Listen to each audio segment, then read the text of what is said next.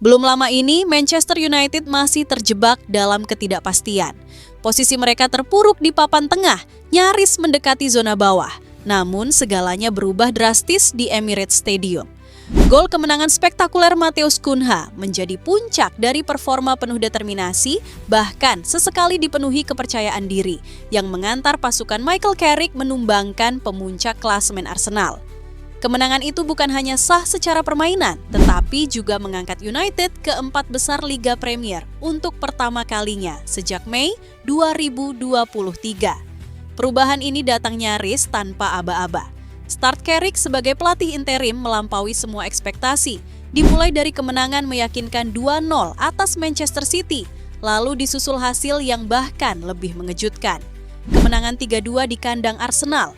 Dalam rentang waktu yang sangat singkat, Manchester United berubah dari tim yang rapuh menjadi ancaman nyata bagi siapapun. Di video kali ini, NetGoal Plus bukan cuma membahas bagaimana Michael Carrick membuat Manchester United kembali menakutkan. Lebih dari itu, kita akan mengulas satu hal yang tak pernah berubah. Mengapa MU selalu dibenci, tapi tak pernah sepi perhatian?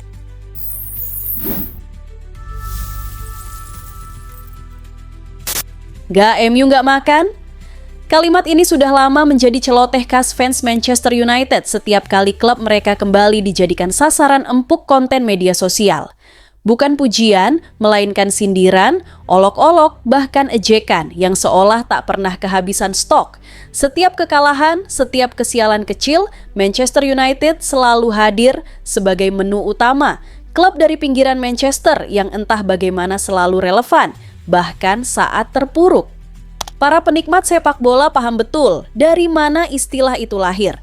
Ia muncul sebagai bentuk kelelahan sekaligus ironi dari para pendukung MU yang merasa klubnya dicintai sekaligus dibenci secara ekstrim. Begitu United kalah, dunia seperti menemukan alasan untuk tertawa bersama. Ada semacam sugar rush kolektif, euforia instan yang menyebar cepat tanpa perlu konteks rivalitas atau sejarah panjang. Siapapun klub yang didukung, keterpurukan tetap terasa nikmat untuk dirayakan. Menariknya, seperti dikutip dari Sediksi melalui opini Diki Setiawan, sebagian besar orang yang ikut cawe-cawe saat MU terjungkal bahkan tak memiliki alasan personal. Mereka bukan rival sejati, bukan pula korban sejarah panjang Manchester United.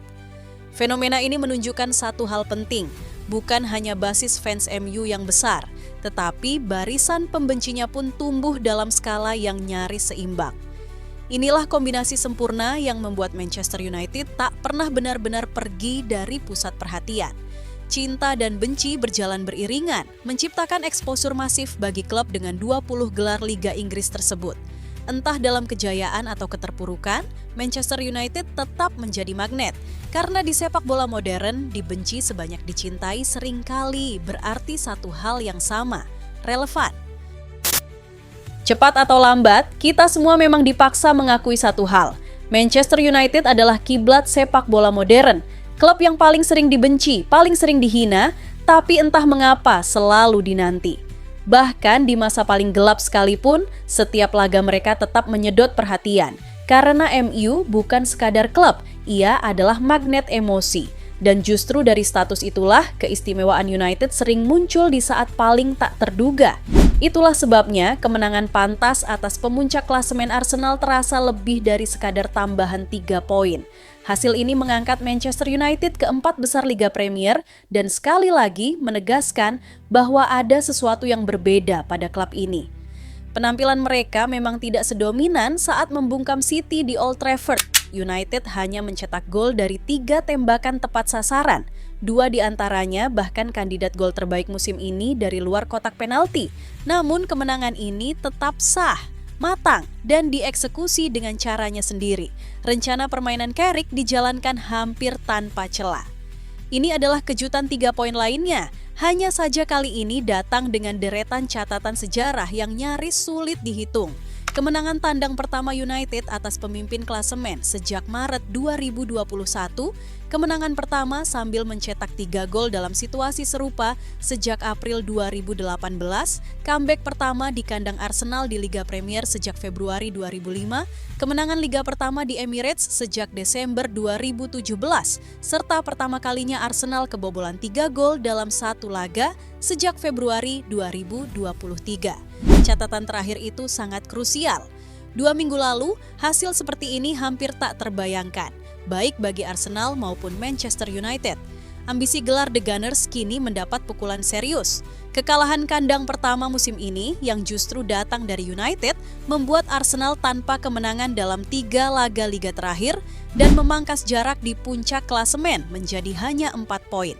Para pengejar pun mendekat, dipimpin Manchester City yang menang meyakinkan atas Wolves, sejajar dengan Aston Villa yang menundukkan Newcastle.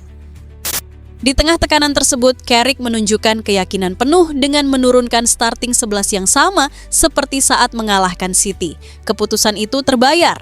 Setelah melewati awal laga yang sempat goyah, termasuk gol pembuka Arsenal yang seharusnya bisa diantisipasi lebih baik, United perlahan mengambil alih kendali dan menampilkan dominasi yang jarang bisa dilakukan tim tamu di Emirates.